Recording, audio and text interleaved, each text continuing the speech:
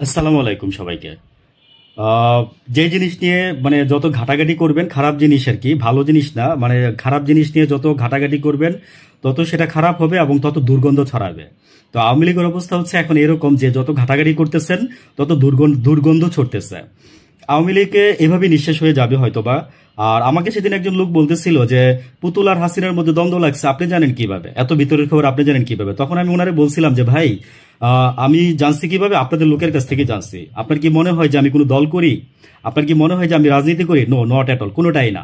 আমি আমজনতার কাতারে থেকে কথাগুলো বলি। এবং কোত্থেকে শুনছি?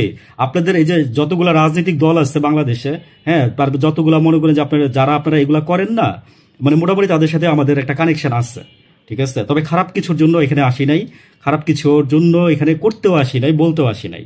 হোয়াট এভার ইজ, এখন আমি যেটা বলতে যাচ্ছি সেটা হচ্ছে যে অনেক জায়গায় আপনার যেটা করতেছে জয়, সেটা হচ্ছে জয় আগের দিন রয়টার্সকে বলছে যে তার মার যাই কিছু হোক না কেন, বাংলাদেশ যাই কিছু করুক না কেন, তার মাকে ভারত বাঁচাবে।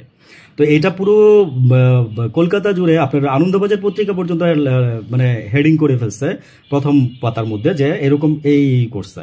তো কি হয়েছে তাতে জানেন? ওই যে বলছি যে গন্ধ ছড়াবে আর কিছুই ছড়াবে না। ডট ডট ডট নিয়ে যত ঘাটবেন তত গন্ধই ছড়াবে। ভালো কিছু নিয়ে ঘাটতেন, সুনাম ছড়াইতো। মানে যদি আওয়ামী লীগের লোকজন যদি আসলে বুদ্ধিমান আর শিক্ষিত হইতো না, মানে সবাই তো আর না, যারা এরকম আর কি, তাহলে তারা জাস্ট চুপ থাকতো, একটা বছর চুপ থাকতো। আমি বললাম না, যত আপনারা এগুলো করতেছেন দেখেন তত আপনাদের ক্ষতি হচ্ছে। এবং বাংলাদেশের বিশ্লেষক যারা আছে, যারা মনে করেন যে ভালো বুদ্ধিজীবী এবং সুশীল আছে, তারা বলতেছে যে আপনার এই যখন নাকি আপনার, তো এখন আপনার আওয়ামী লীগের হম্বিদম্বি কমে গেছে এই হাসিনা রায়ের পরে। হম্বিদম্বি কমে গেছে। আর রায়ের প্রতিক্রিয়া কালকে হাসিনা কি বলছে জানেন? যে একবার যেহেতু জন্মেছি মরতে তো হবেই, মরণ যেখানে আসে সেভাবেই মরবো, মরণকে ভয় পাই না। তো মরণকে যদি ভয় না পান তাহলে পালাই গেছিলেন কেন? আমার একটা কোশ্চেন আপনার কাছে রাখলাম আর কি আমি।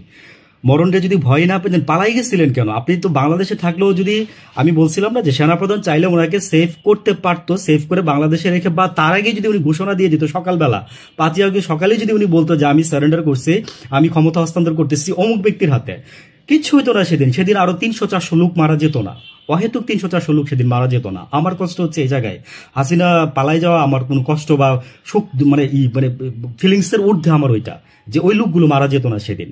তো পালাই গেছিলেন কেন মরণ যদি? আর কামাল অট্টহাসি দিয়ে বলছে, মানে কামাল একটা কথা বলছে যে কি যেন একটা কথা বলছে, আমার থেকে মনে হচ্ছে না। তো হাসিনা এটা বলছে। আর এগুলো নিয়ে মনে করেন যে আপনার মানে আমরা কি আলোচনা করবো বাংলাদেশে? কলকাতায় মনে করেন যে প্রচুর আলোচনা সমালোচনা হইতেছে। এদিক দিয়ে শুনলাম যে মোদির অবস্থা খারাপ। মোদির অবস্থা খারাপ হলে হাসিনাও বাঁচবে না।